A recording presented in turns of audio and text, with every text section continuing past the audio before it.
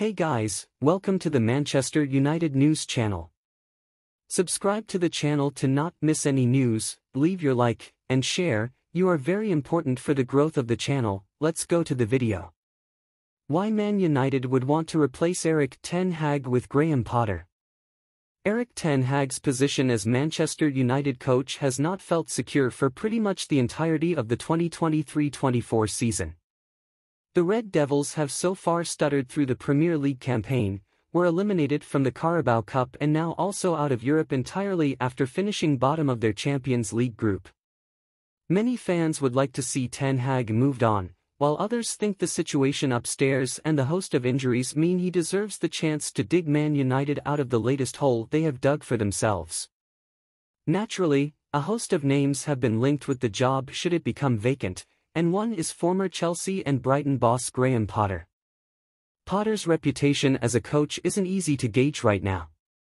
He became extremely popular for the work he did at Brighton, where he was involved in unearthing young stars who did well in the Seagulls squad and then earned the club a lot of money through transfer sales.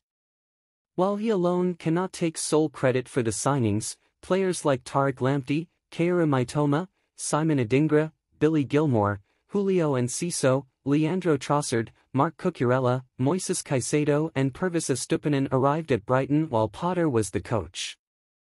He was able to work very effectively with both young and experienced players to create a team that not only played exciting, attacking football, but also got results. It's his time on the South Coast that would really drive Man United to make a move for the Englishman, and there's a reason why Chelsea wanted to get him on board for their new era under Todd Boehly. However, Potter's 7-month spell at Chelsea went horrendously. He took over from Thomas Tuchel in September 2022 but had lost the job by April, winning just 12 of the 31 games of his tenure. In defense of Potter, and this may be Man Utd's thinking, too, that Chelsea team was unlikely to succeed regardless of the coach. 8 new players were added to an already bloated Blues squad, making the team even more disjointed and near impossible to find a steady core. That time at Chelsea has to be considered when Man United make a decision, but there are plenty of benefits from his Brighton days to suggest he can be a success at a big club. While Man United is hardly a steady work environment either, Potter managed to end up at the only big Premier League team where things were and arguably remain even more chaotic. As reported by 90 Minutes, Potter wants to get back into coaching in 2024 and has turned down previous offers to take over at Lyon in France and Leicester City in the Championship. Should Man United move on from Ten Hag, Potter's is a name they should be considering.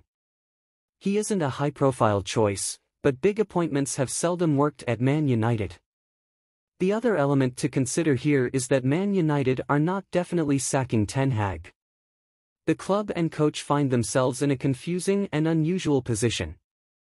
While results have been very bad, Ten Hag has credit in the bank from a very good first season in charge of the Red Devils. While the massive injuries is a genuine factor to consider when assessing his performance, the Dutchman has effectively been without a whole starting 11 throughout the early stages of the 2023-24 season. Coming into the match against Liverpool on Sunday, Man United could be without Victor Lindelof, Marcus Rashford, Tyrell Malacia, Mason Mount, Lisandro Martinez, Harry Maguire, Christian Eriksen, Casemiro and Anthony Martial as well as the suspended Bruno Fernandes. You only need a goalkeeper and you've got a starting lineup there.